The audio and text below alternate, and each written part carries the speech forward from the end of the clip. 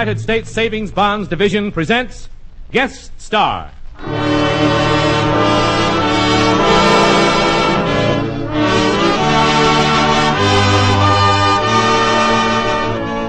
How do you do, ladies and gentlemen? This is Howard Petrie, greeting you for United States Savings Bonds and its transcribed feature program, Guest Star, brought to you by this station each week as a public service.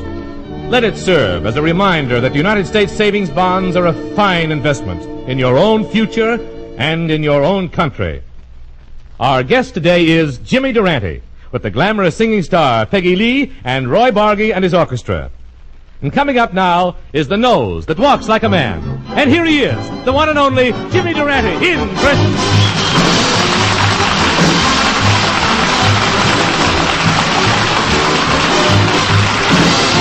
You gotta start off each day with a song. Now even when things go wrong, why, you feel better, you even look better.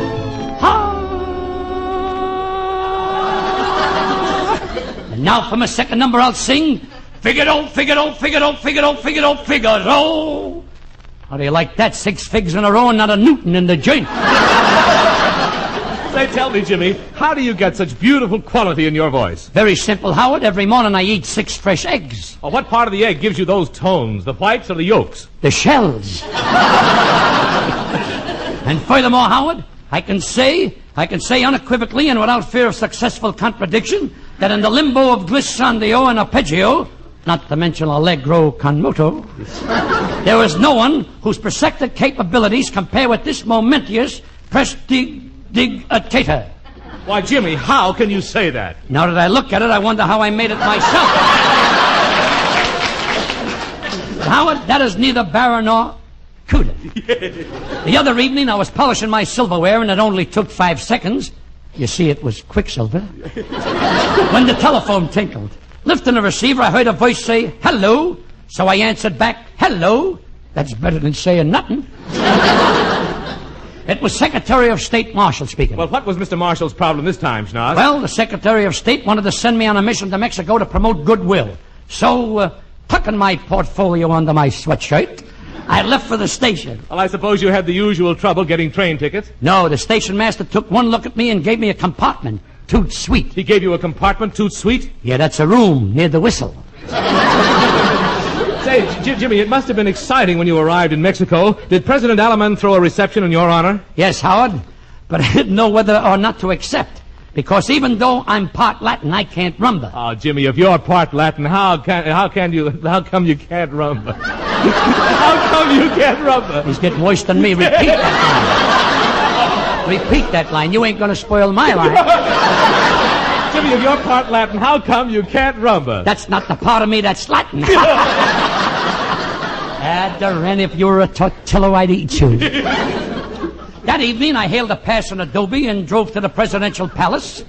And dabbing a little tequila behind my ears, I enters. A butler shows me to the banquet room, and when I sat down at the head of the table right next to the president, I was moved. You were? Yes, to the foot of the table.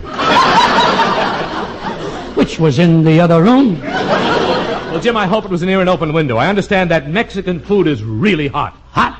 Believe me, Luke was never so warm. After dinner was over, the president said, "Senor Durante," you see, he respected my rank. "If you'll come into our kitchen, we'll show you." I don't know how you're going to take that rank. "If you'll come into our kitchen, we'll show you how we prepare those hot Mexican dishes." So the chef took a pot of hot peppers, added some garlic, some Tabasco, some more garlic, some more Tabasco, added a dash of mustard, and put it on the stove. Yeah, go on, Jim. Then he threw the pot away and ate the fire. I'll never understand why they call it chili. I'll never understand why they called you to Mexico, Jim. And what did you accomplish for the State Department? Well, Howard, Mexico had an oil problem, so I made one speech to the populace that left me covered with bravos.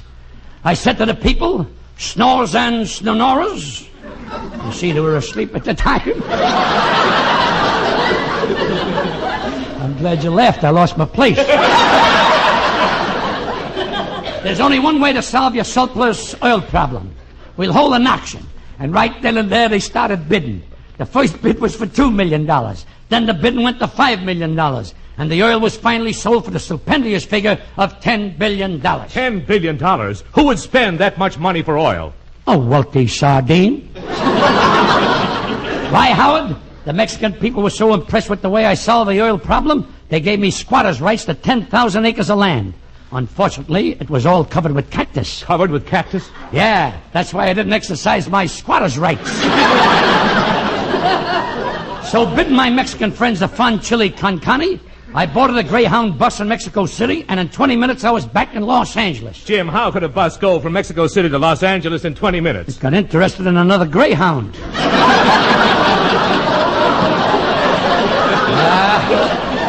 But Howard, it was good to get back to the good old L.A. after my strenuous mission below the border. I'll bet it was strenuous. Tell me, have you been relaxing, Jim? To answer in the negative, yes. My social life has been amuck with success. Let me tell you about it. I never in my lifetime was so delighted. Honest, I am as happy as a clown. It happened at a musicale where I was invited in the swankiest home in this town. I knew the joint was swanky. There was a girlie under every cuspidor. What a party. I rubbed elbows with Itobi. I rubbed elbows with Shostakovich. I rubbed elbows with Rubinstein. I had to rub elbows with them. They wouldn't shake hands with me. After dinner, Itobi sat down and played his latest concerto. Then Shostakovich obliged with his latest etudes. And then Rubinstein thrilled the crowd with a Sinatra he composed. After the applause subsided, all eyes turned upon me. And why not? I was sleeping. Ignoring the hostile stares of the hoi pollou, I walked to the piano, took my music out of my back pocket, which was wrapped around a salami sandwich. Then I sat down at the Steinway for the first time to present my symphony, my melody, and this is how it went. Chitty-beat, chitty-beat, chitty-beat, chitty-beat, chitty-beat. Yeah, yeah, yeah. Chitty-beat, chitty-beat, chitty-beat, chitty-beat, chitty-beat. Yeah, yeah, yeah. Someday the world will recognize this lovely thing. I know the day will come when Frank and Bing will sing. Chitty-beat, chitty-beat, chitty-beat, chitty-beat, chitty-beat. Yeah, yeah, yeah. Why, when I first sat down at the piano, the people cheered. In the middle of my concert, the people howled. And when I finished playing, the little old lady jumped up on the piano and bit me. And to add to my humiliation, somebody stole my salami sandwich. But my chagrin was only temporary, because history will be made when I introduce my symphony at the Hollywood Bowl. I can just hear that string section, the brass section, the trombones. Wait a minute, wait a minute, wait a minute. Another outburst like that and your drums go back to Sears and Roebuck. Folks, visualize a symphony orchestra behind me, an audience of 90,000 in front of me, a spotlight hitting me, and Durante singing, chitty-beat, chitty-beat, chitty-beat, chitty-beat, chitty-beat. Yeah, yeah, yeah. Chitty-beat, chitty-beat, chitty-beat, chitty-beat, chitty-beat. Yeah, yeah, yeah. We'll sell 1 million copies, maybe 2. This song is gonna be another ink-a-dink-a-doo.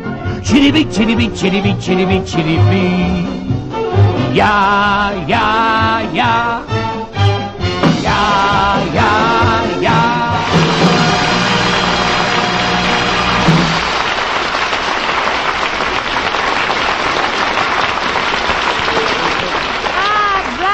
Bravo. Jimmy, you sang that with mucho gusto. Peggy, and a mucho gusto to you, too. I hope you notice, folks, that I speak Portuguese like a native from Portland. You know, Jimmy, your singing really thrills me. Your high tones are comparable to Dennis Day's, and your low tones are like Bing Crosby's, and your intonation reminds me of Perry Como. Oh, I wouldn't say that. Well, then why do you make me say it? I'm only kidding, Jimmy. You've been my idol ever since I was a little girl. Why, your face is always before me. When I see a moving picture, the hero has your face. The villain has your face. In fact, everybody in the picture has your face. Egad, what a cast. You know, Jimmy, I was interested in hearing you tell about your Mexican experiences. I'll bet, Jimmy, you made romance with the senoritas, I think. You think? I know. Me and a beautiful senorita used to sit out in the moonlight every night. The four of us. The four of you? Yeah. me and her and my 2 hot water bottles. You know, it gets cold nights in Acapulco. But enough of this gay falderal, Peggy. What are you going to sing? Well, Jimmy, it's an intriguing item called La Rue, Lily Bolero. Ask a foolish question, you get a foolish answer.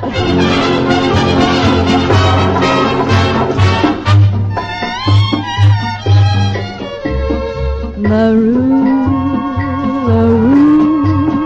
Lily Bolero.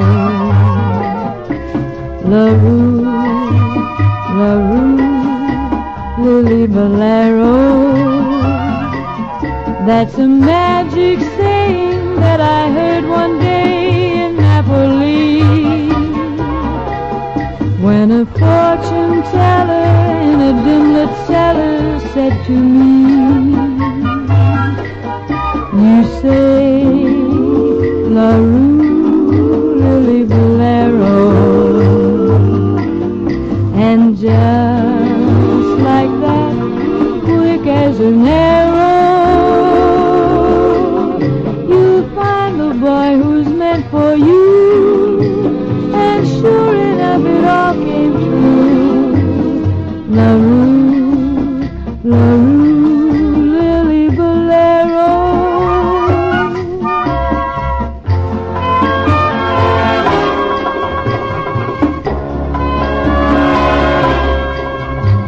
You say, La Rue, Lily Bolero, and just like that, quick as an arrow,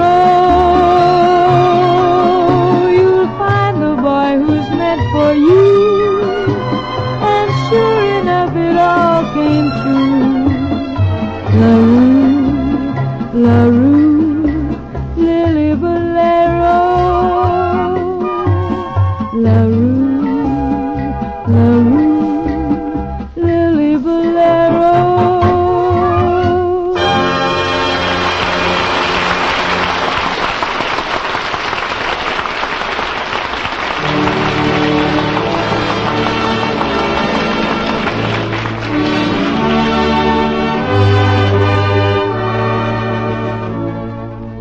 Thank you, Jimmy Durante, Peggy Lee, and Roy Bargy for a swell performance. Ladies and gentlemen, you've been listening to Guest Star, a weekly transcribed program brought to you by United States Savings Bonds and this station as a public service. Be sure to tune in again next week for another top-notch show, won't you? Meanwhile, this is Howard Petrie, thanking you for listening and reminding you that automatic saving is sure saving. Buy United States Savings Bonds regularly through the payroll savings plan where you work, or, if you are not on a payroll, through the bond-a-month plan where you bank.